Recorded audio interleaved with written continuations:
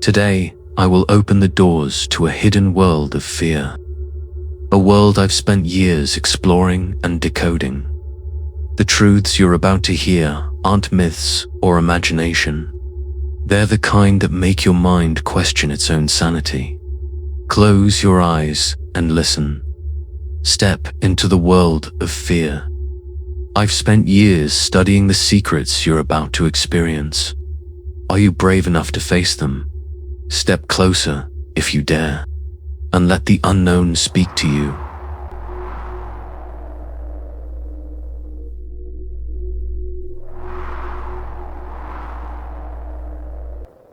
I have seen objects move that were not touched.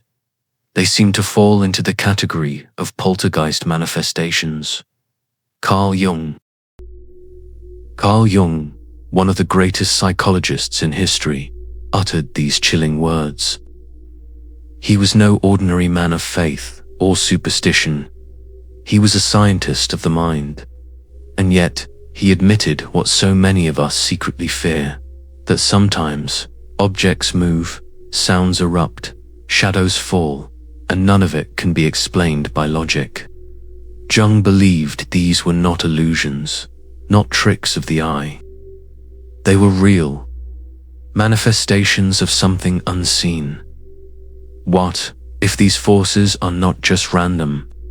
What if behind them lies an entire world, an entire race, hidden just beyond our vision? A race older than memory, with societies, desires, and powers. A race that walks beside us, yet remains unseen. They are called the demons. Chapter 1: Human Psychology Meets Demon Psychology. Fear is one of the oldest human instincts. It kept our ancestors alive in the dark forests, when every snapping twig could mean a predator lurking nearby. But fear also creates illusions. We see faces in the shadows. We hear whispers in silence. We wake up unable to move, feeling a crushing weight on our chest, an experience we call sleep paralysis. Science explains it.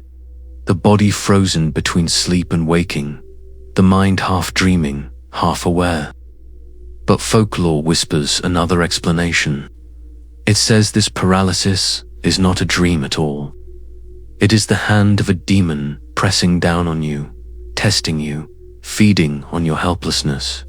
Human psychology tells us nightmares are born from the subconscious. But demon psychology, if you believe the tales, tells us nightmares are invitations. They are doorways, and fear is the key that unlocks them. Chapter 2: Where Demons Dwell. Legends across the world agree. Demons do not live in crowded cities under neon lights. They prefer silence, darkness, and abandonment. In Oman, there is a massive cave called Majlis Alderman. Locals swear it is a gathering place for spirits. Travelers say that if you are quiet enough, you may hear laughter echoing from the shadows. In Delhi, India, people still write letters to demons in the ruins of Pharaoh's Shakotla. They leave folded notes in cracks of stone, begging for love, for money, for revenge. No one ever sees anyone collect them, but by morning, the letters are gone. In the West, the stories take different forms.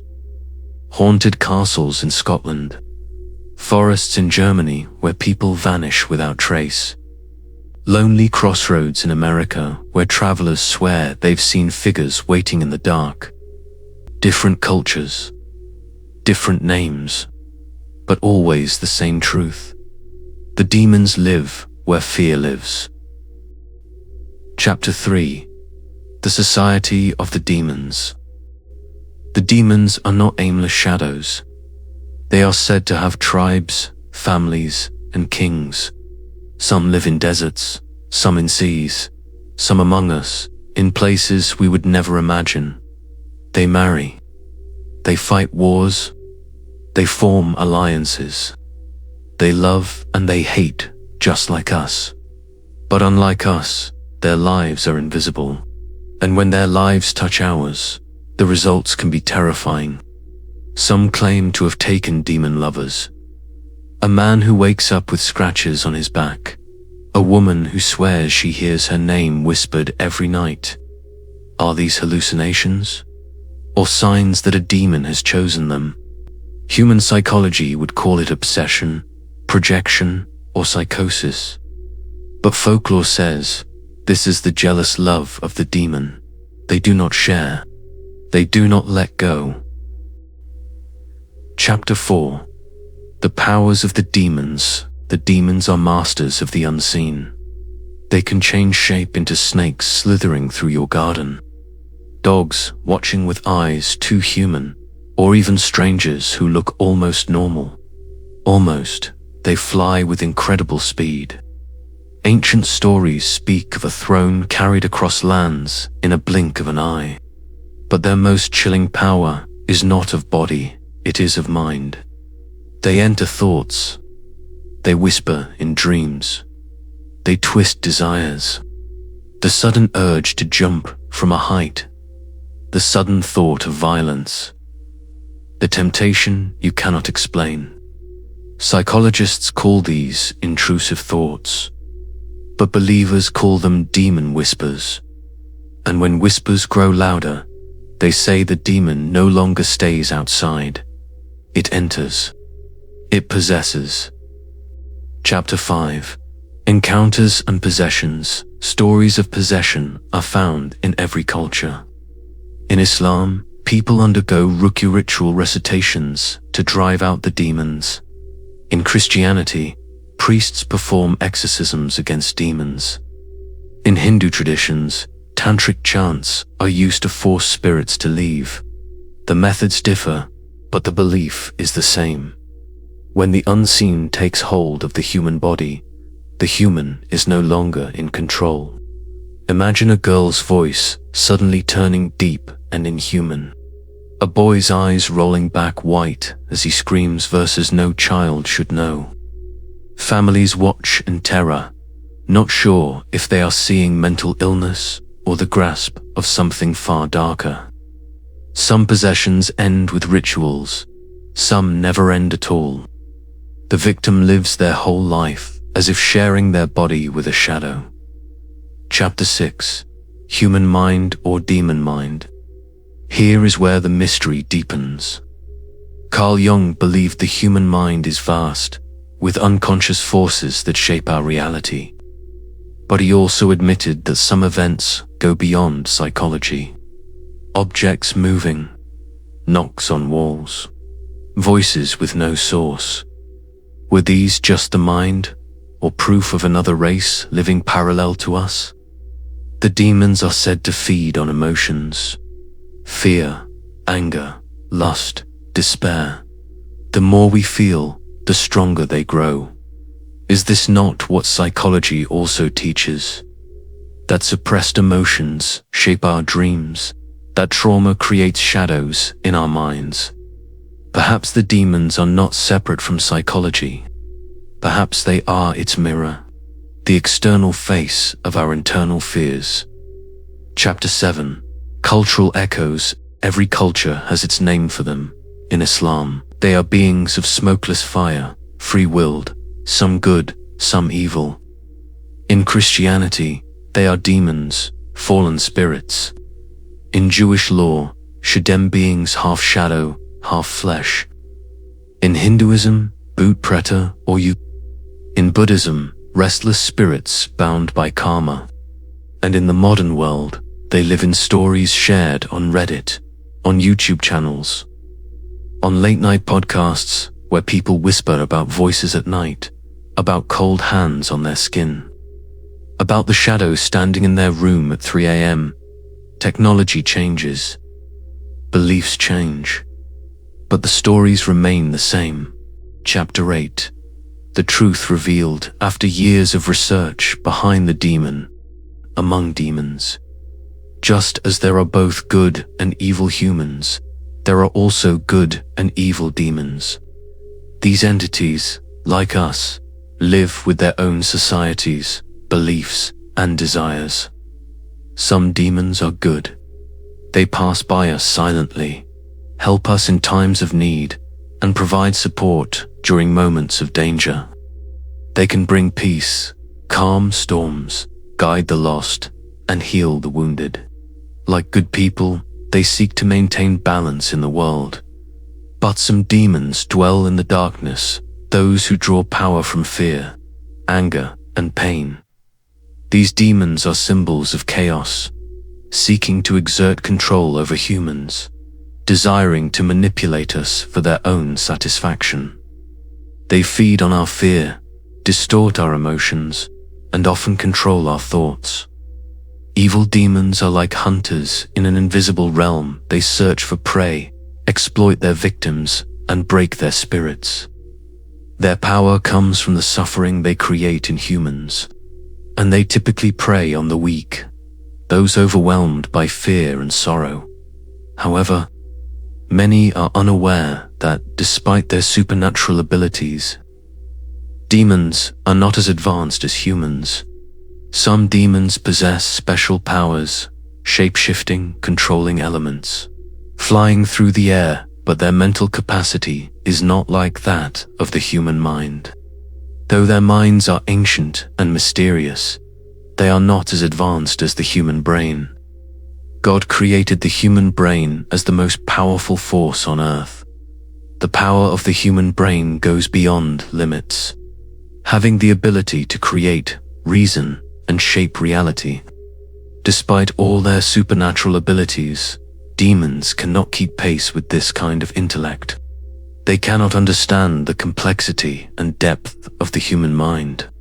Despite their mysterious powers, the greatest weakness of demons lies in their minds, which are not as developed as the human brain. This is why, to this day, humans rule the earth. Demons cannot be as intelligent as humans. They cannot compete with humans in terms of mental power and knowledge. The human brain holds infinite possibilities, is something demons will never be able to grasp. Despite their supernatural abilities, demons can never reach the power of the human mind. But demons are not entirely lifeless. Many evil demons wish to break their limitations. Some demons, submerged in darkness, draw power from fear, anger, and pain.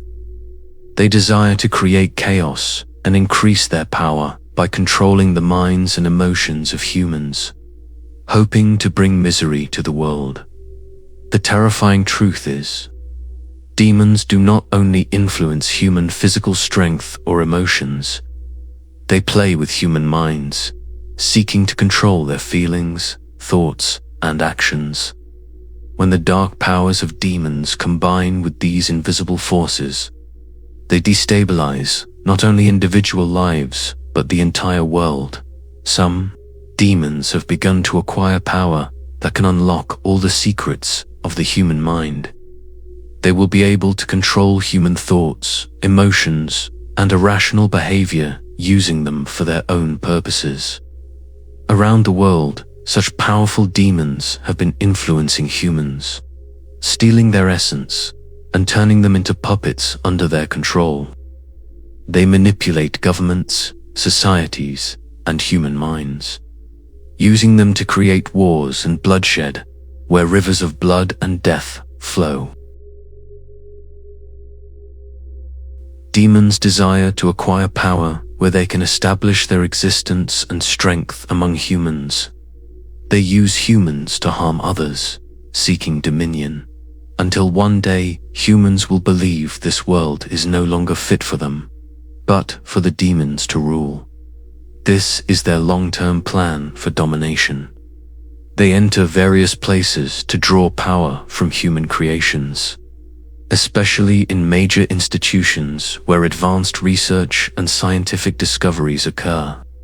Demons easily infiltrate these places, which could be medical institutes, Islamic research centers, or large engineering labs, where human genomes are altered, life-changing research is done, or subjects are explored that can affect the future of humankind.